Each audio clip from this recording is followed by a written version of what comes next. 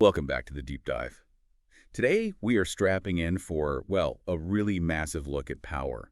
Not just how it's gained, but how the actual structures holding society together, or sometimes tearing it apart, how they're built over these vast stretches of history. Yeah, we're pulling together some pretty different threads here. Things from like brutal siege warfare, political theory about state survival, right down to the actual science, the nitty-gritty of how we measure the past. It's a bit like extreme comparative history, isn't it? Pushing us to look beyond just the shock and awe of conquest. Right, to see the slower stuff underneath, the economic forces, the strategies, even how people thought, the things Yeah. that decide if a state lasts or if, the evidence that even existed survives. And that's really our mission today, isn't it? To confront this big question about historical certainty. How much could we really know about these huge moments of change?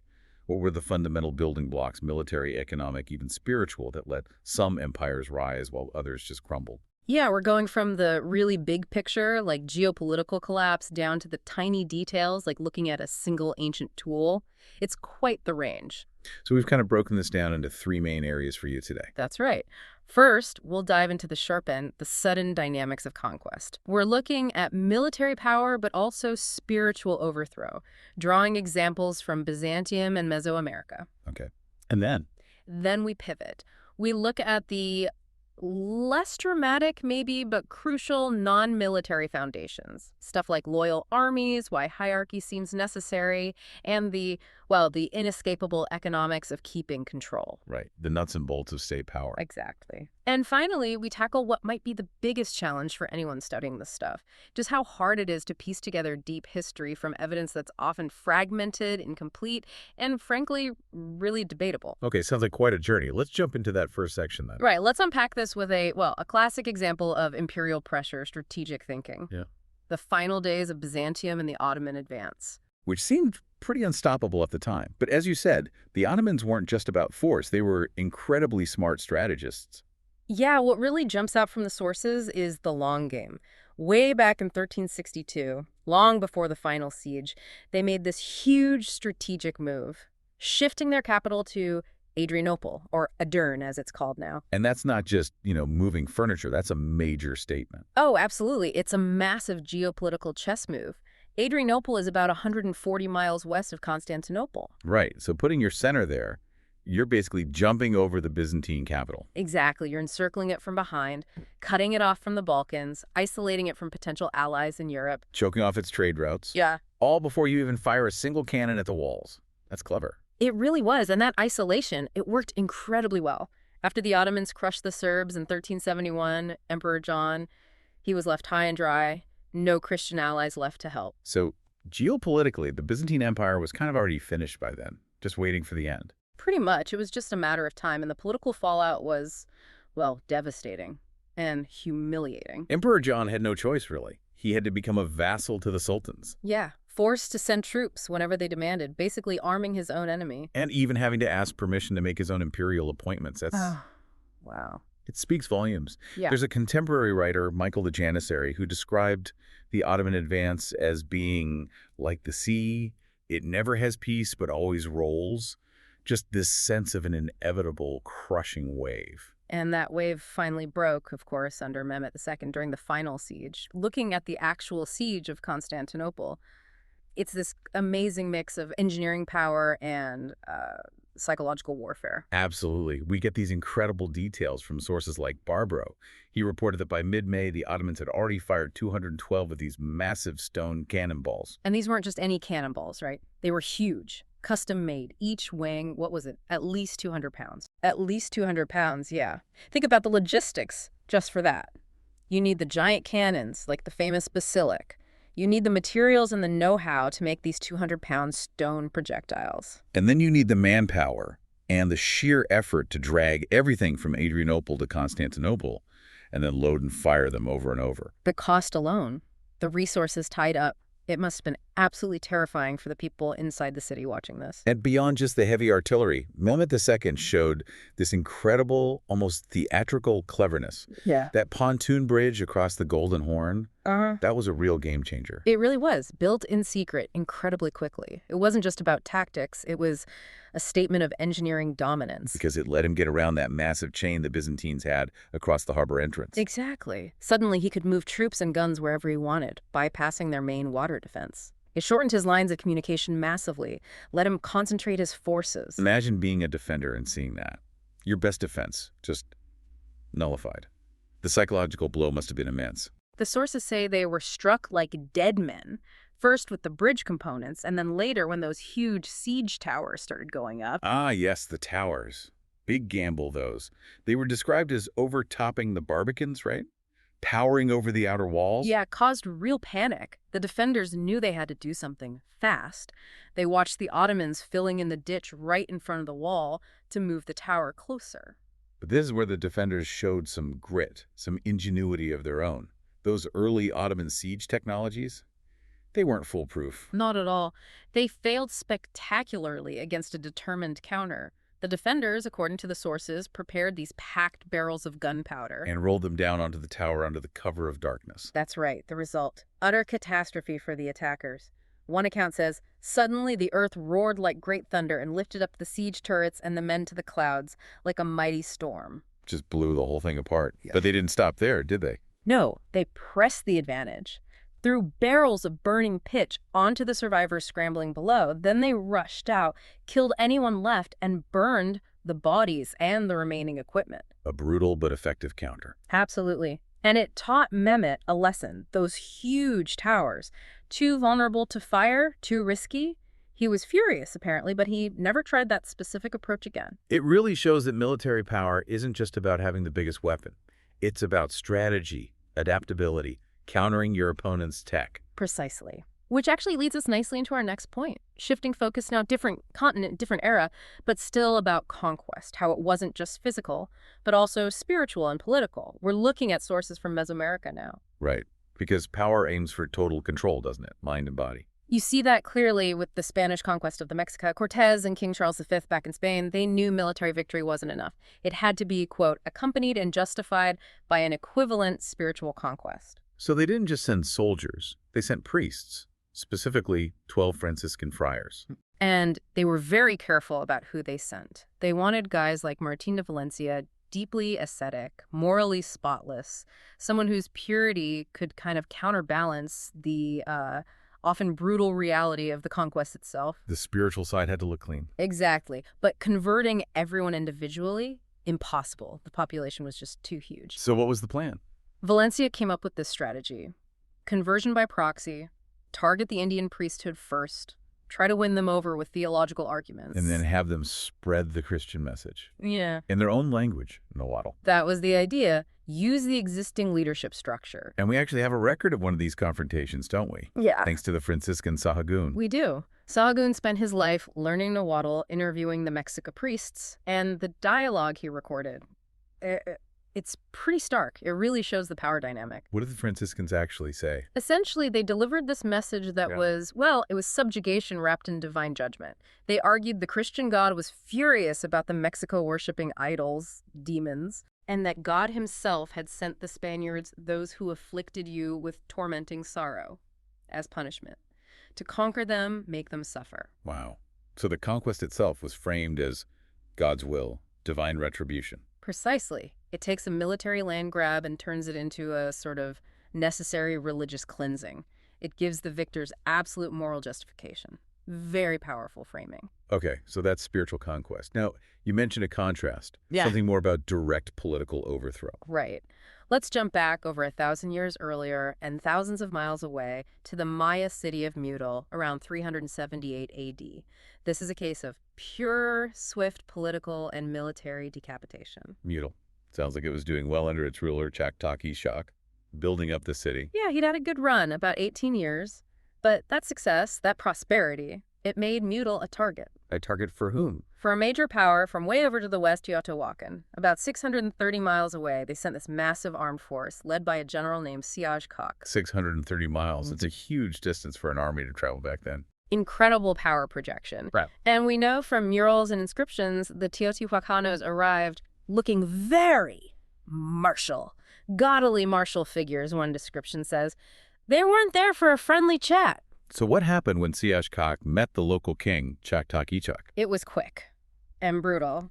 The inscription, the stela, it records they met on January 14th, 378 AD. Okay. And on that exact same day, Chaktak Ichak entered the water. Entered the water. That's a euphemism Eh. for death. Yes. It suggests it wasn't a long siege or a big battle, more likely a targeted assassination. Right there, during the meeting. Kill the king, eliminate the leadership instantly. The ultimate power play. Absolutely. And Siaj Kak didn't waste any time. He immediately put the son of his own boss, the ruler of Teotihuacan, onto Mutal's throne, started a whole new dynasty. And plunged the region into chaos, presumably. Yeah, kicked off about a century and a half of political turmoil in the Maya heartland.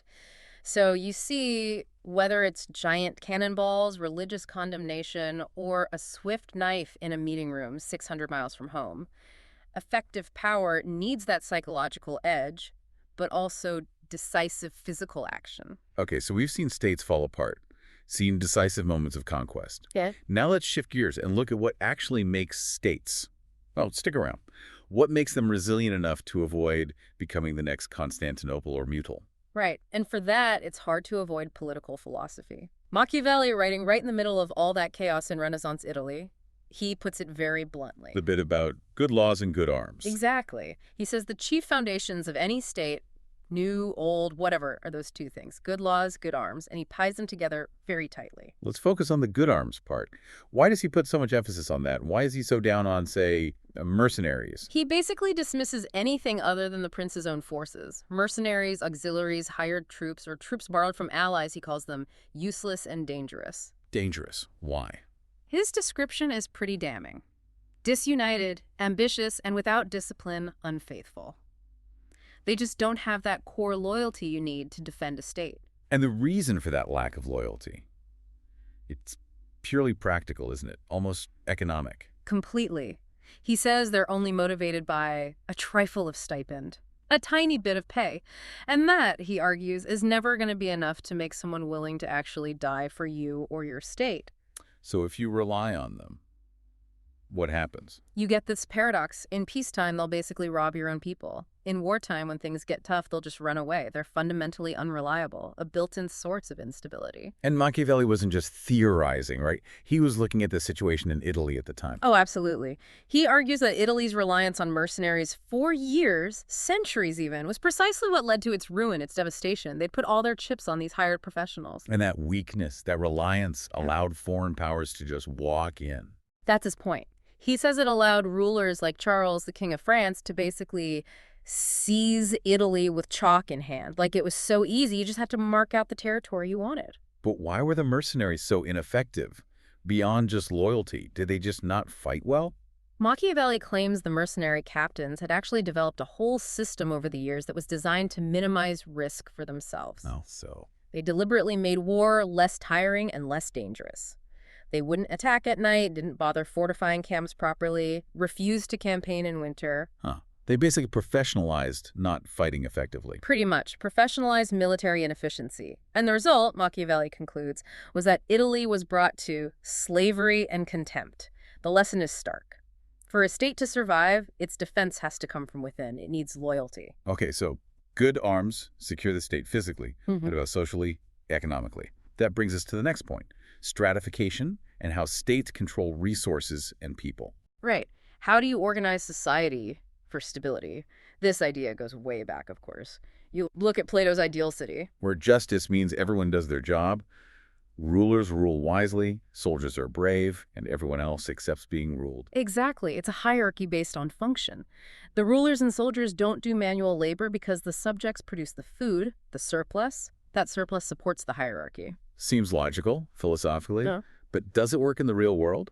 James Scott's work suggests maybe not so well, especially for early states. Scott makes a powerful argument about the inherent fragility of these early stratified states, their biggest vulnerability, their dependence on agriculture, specifically relying on a single annual harvest of just one or two main cereal crops like wheat or barley or rice. So everything hinges on that one harvest. Pretty much. If that harvest fails because of drought, pests, floods, disease, whatever, the entire state, the whole population is in mortal danger. The very system that let the state collect surplus grain also made it incredibly vulnerable to systemic collapse if that grain supply failed. It's like putting all your eggs in one basket, agriculturally speaking. Exactly. And it gets worse. The crowding needed for these states, packing people together in settlements to farm, pay taxes, form armies, that density created other problems. Say these, right. Big time. Crowded populations relying on just a few crops, often living close to their livestock. They were way more vulnerable to infectious diseases than smaller, dispersed groups of hunter-gatherers. The cities and towns became breeding grounds for epidemics affecting both people and animals. So the state structure itself creates these vulnerabilities. Okay, how does this connect to someone like Engels in the 19th century? Well, Engels looked at history through a lens of material forces, economics. He famously said, "The history of all hitherto existing society is the history of class struggles." Yeah, and he traced that struggle back to the breakdown of what he called primitive communistic society. The implication is that the rise of the state, the stratification Plato talked about, the need to control that agricultural surplus Scott highlighted. These things seem inherently linked. The state emerges to manage the food, but that very management creates both fragility, as Scott showed, and internal conflict between classes, as Engels argued. fascinating. So the control itself breeds problems. Now, that focus on economic control, let's follow that thread into later periods. How did the state's view of its economic dependencies change? The British Empire is a good example here, right? Moving from one economic model to another. Absolutely. You see this big shift from the era of commercial capitalism, the mercantile system, towards industrial capitalism and free trade. Under the old system, mercantility and colonies were vital. Totally. They were the spinal cord of that whole system. Yeah. Essential sources of raw materials, guaranteed markets for finished goods. You needed colonies. But then came the Industrial Revolution, the rise of free trade, and suddenly the view changed. Dramatically. Industrial capitalists wanted global markets, efficient production, cheap raw materials wherever they could find them.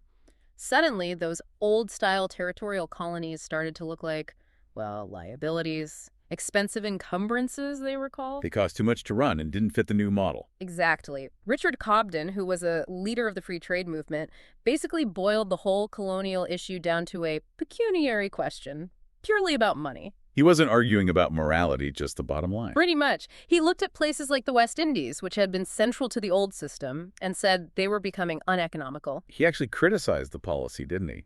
Sacrificing potentially huge new markets. Yeah, he called it monstrous impolicy.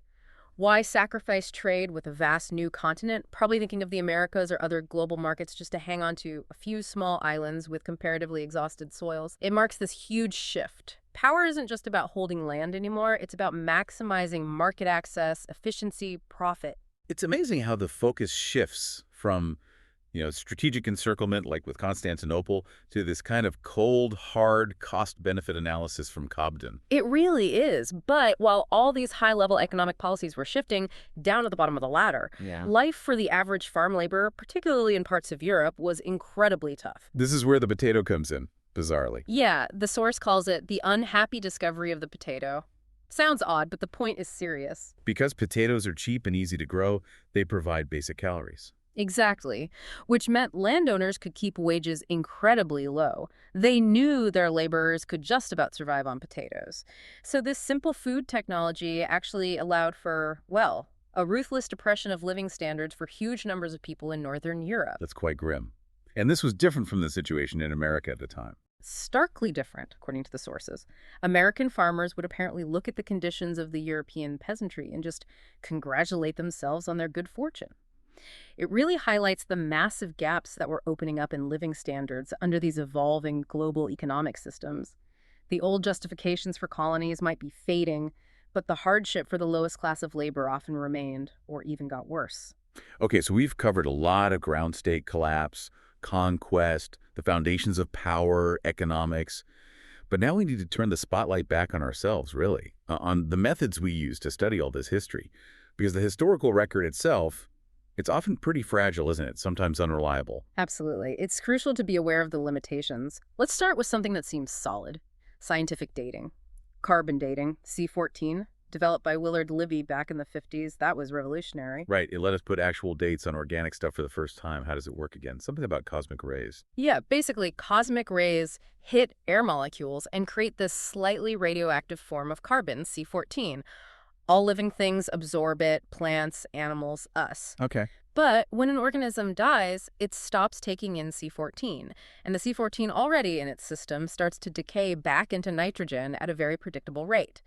So by measuring how much C14 is left, we can figure out how long ago it died. And the tech has gotten way better since the 50s, right? This AMS thing. Accelerator mass spectrometry, yeah. What's It's the a one? massive improvement, much more sensitive. How sensitive? It only needs about a milligram of carbon. That's tiny.